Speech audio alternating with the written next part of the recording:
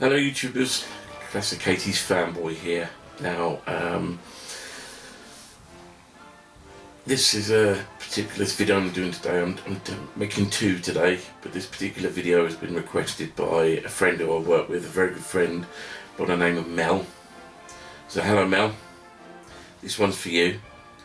I did ask her what she wanted me to review this time, and she asked me whether I could do some of the CDs that I cut during my time in the band service. So what I've got here is just a selection of some of the CDs. I don't know if it's all of them, I don't think it is, but it's just a few of them that I did during my time in the band service, and that's what I'm going to be talking about in this video. Okay, so what we do is we'll go on to the first one. So this one was made, oh God, so many years ago now. I joined passed out of training in 1994. So I would say, I'm just having a look to see if it gives you the date here.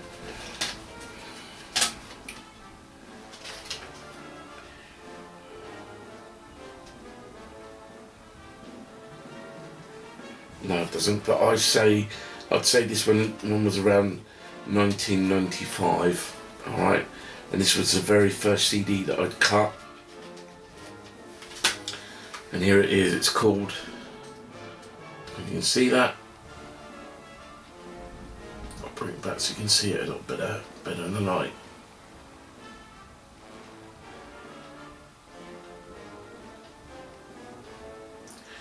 Yeah, it's called the Chosin Few, and basically it was to celebrate, well, not really to celebrate, but commemorate the Battle of Korea in, so I'm prepared for this, the Battle of the Chosin Reservoir in 1950. So what had happened is the US Marines requested the use of the British Royal Marines because they were going to war in a climate that they had no experience with. So one independent commando was assigned to help the Koreans during this particular battle of the Korean War. So they were there to help the United States 1st Marine Division, and they helped them get through it. Basically, there was lives lost, but at the end of the day, the 4-1 Independent Commando was awarded the Medal of Honor by the US Marines for helping them out, and it's the first time ever that a British military unit has been awarded the American Medal of Honor. So one of the actual marches that was used for this, the Chosin Few, it was actually called the Chosin Few, and it was arranged. It was composed by one of the members of the band at the time. Some really nice stuff on here. He also, I mean, it was conducted by Lieutenant Philip Watson at the time, who left as a Major Watson, and yeah, as I say, it was one of my favourite CDs that we did, because we actually got to travel to America to actually meet up with guys from 4-1 Independent Commando and the guys that fought in the American Marine Corps unit in the 1st Marine Division, you know, for the Battle of the River Chosin. Alright, so this was in their honour, and it was called the Chosin Few. So the next one we did was a little bit later. This one was recorded, or I forgot to mention, this one was recorded actually inside the church at Britannia Royal Naval College in Dartmouth. So they used that as a sort of recording studio to record that one. This one a night in concert was, I think, recorded at the Casper John Hall, if I'm right.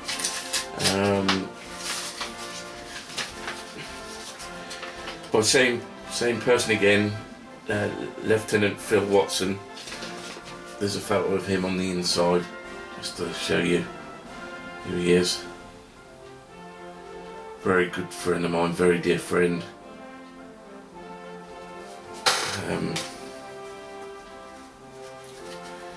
Yeah, and it was a varied amount of stuff played. I mean, if you see close, I don't know if you can see, because this. I'll turn the light so you can see. In the corner there, that's me. Right, bring it forward a bit more. That's me, a young, sprightly 20-year-old. Okay, that's me playing bassoon. So this one was done in the style of a concert. So it one of our normal concerts done in the style. So at the beginning you'd have a fanfare and then a march, and then you'd have an overture. Then you'd have two soloists, and then you'd have a large piece take you to the interval. And then when you come back, you'd have another big hitter. You'd have another couple of features, and then you'd have what we call a finale, which was usually an evening hymn, or a piece called the Evening Hymn, Sunset, and then Royal Britannia. So I'll just quickly read out. The fanfare was called The Wayfarer. The march was written by a guy named Steve Savage. It's called Glambrain Manor. The overture was Philip Spark, piece called The Hounds of Spring. You got a flugelhorn solo, You Needed Me, saxophone solo, Harlem Nocturne, and symphonic extracts from, now this wasn't from the actual film Lord of the Rings, but it was from a competition called Lord of the Rings, which was Gandalf, the Elvenwood, Lothlorien, and the Hobbits, which 5 Hobbits. Then you had the Beatles, Echoes of an Era, so various Beatles songs, Scarborough Fair, Blade and Races, Nordic Warriors, a drum beatings, because we used to have the buglers used to perform a little bit in the front. Theirs was called Change of Command, Coil Lochlash, and then we'd have a drum and a band piece together. This piece was written by Phil Watson at the time, and it's called Time Off. And then it was a march from Things to Come, and then Sunset. And that would be like a normal, typical concert you'd do. You'd usually last about 2 hours, do a 2-hour concert. And that includes the interval as well. So there's that one. And that one, as I said, was recorded in Casper John Hall. It's did like the theatre in Britannia Royal Naval College in Dartmouth. Next one I haven't even opened yet because I only had it a few weeks ago. I did have a copy of this, but my dad did, but I've managed to find the actual one on eBay, and it's called Trafalgar. And there's a massive picture of the Battle of Trafalgar there. This was recorded in Plymouth at HMS Raleigh, because inside where the band is, they have their own recording studio. So they have a massive band room and then an extra room on the side, which is our band room soundproofed. Well, the Plymouth HMS Raleigh soundproofed. And it's got another office where there is a recording studio set up. So we did the recording there. On this version, Trafalgar, the Battle of Trafalgar, is a descriptive piece, and we used Richard Baker, the late great Richard Baker, who was a newsreader in the 80s and 90s, to do the narration of the Battle of Trafalgar at the time. Um, some of my favourite pieces on here is Stardust, Carmichael, and the Phantom of the Opera suite from Lloyd Webber is arranged by Johann Damage. That's a really nice one as well. We do have the Cocktail Heroes on here from the movie, the theme tune, which was a Roaring band I think was used doing the theme tune of Cocktail Heroes for the film, the great film. And this does include the Regimental March of the Roarings, which is a Life on the Ocean Wave. Okay. So you got Trafalgar there. This one is very contemporary. I don't really like it that much, but I only have it because I played on it. I played contrabassoon on it, and it's this called Music of the Millennium, or Music for the Millennium. And this was recorded by a guy named Major Pete Rutherford. I don't know where he is now, don't ask me, I have no idea. I don't keep in contact with any of these people very much. I'm more of a private person, and since I've had PTSD, I don't really keep in contact with friends and colleagues, even though you're supposed to. But yeah, this was to do with, this is Symphony No. 2, The Big Apple from a New York Symphony by Johann Damage again. He's a very well-known composer within the concert band world and brass band world, but more of the concert band world. This piece is entitled, you've got Skyline, Times Square Cadenza, and Gotham Largamente.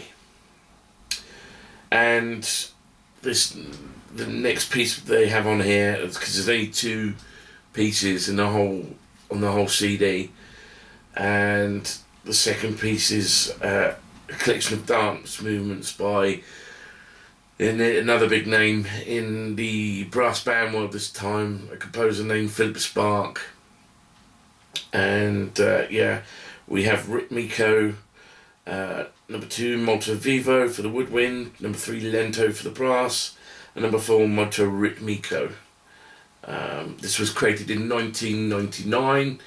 The band service used to have its own recording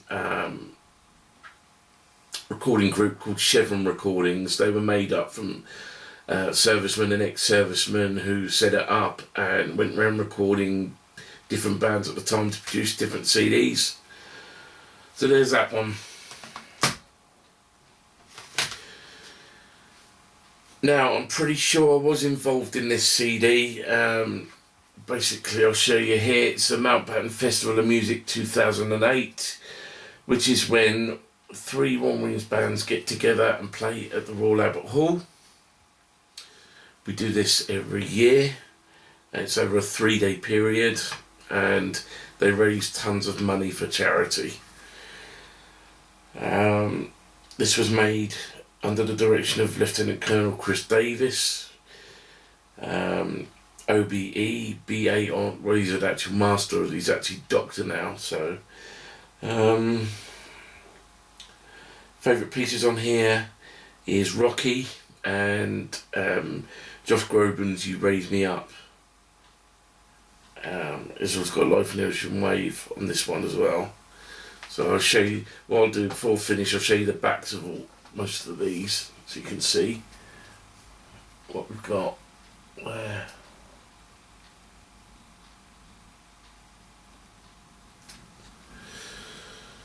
And the last one I know I definitely was on.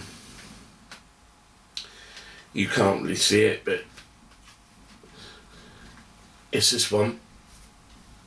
This one's a copy that my dad made for me. And I'll turn it around just to show you. It's Mountbatten Festival Music 2013. And my favourite piece out of all this one, well, there's a couple. There's you've got the film Cutthroat Island. Well, we played the soundtrack to that on here. there's Two Steps from Hell, the group, Two Steps from Hell.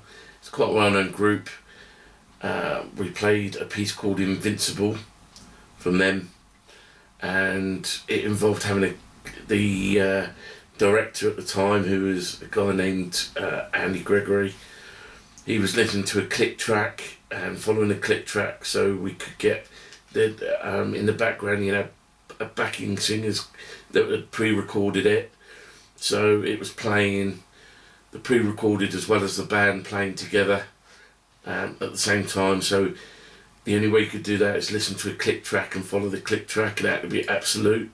So his conducting had to be absolutely on the beat. Otherwise it could have all gone wrong, but luckily it turned out a very big success. And the other one of my favourites on here was Queen Forever, an arrangement of Queen songs. And some of these are on YouTube. If you put in Queen Forever RM band, you can actually watch it being done, it being shown on YouTube. Loads of people went and videotaped it each year, because there was no such thing as, you couldn't record stuff on there and that lot. And sometimes we had our own video recording group as well that took the videos.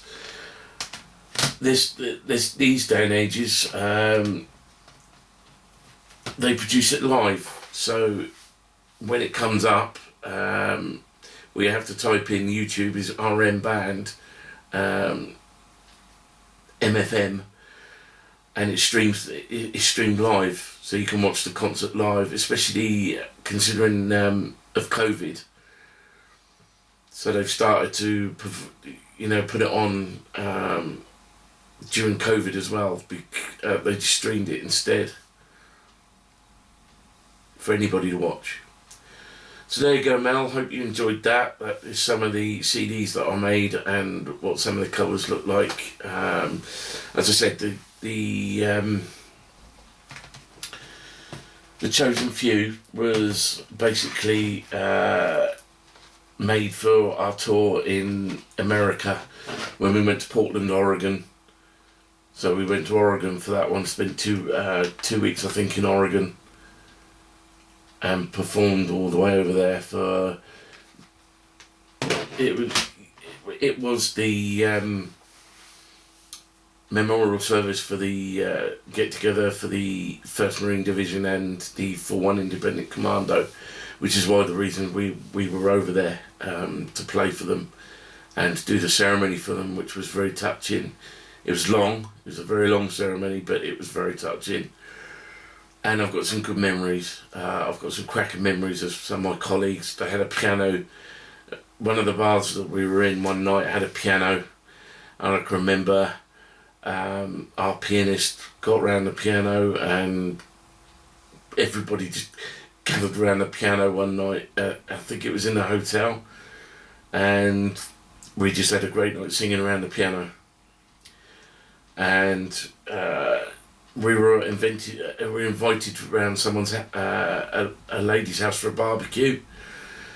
When we turned up, we didn't realise how big the American, can you imagine a normal American house at the back? They have massive gardens. So she invited the whole band there for a garden barbecue. At that time there was 30 of us, I think, 30 of us that went, 35. So we all crammed round a back garden for a barbecue, and then the Portland fire precinct found out that we were there having a barbecue, so they turned up and they wanted to say hello, and basically they opened up one of their fire trucks for us to just climb all over. And I'll have to put some photos out later. I've got reams of photos of our trip to America and us clambering all over this fire truck. It was quite funny at the time. One of my close friends, who had a moustache at the time, went and grabbed the hat that was in the cabin, sat in the cabin, put the hat on, and he looked like a member of one of the village people. So there's some happy memories there, but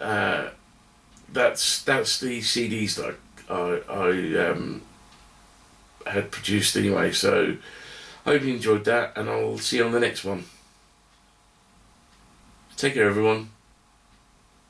Cheerio.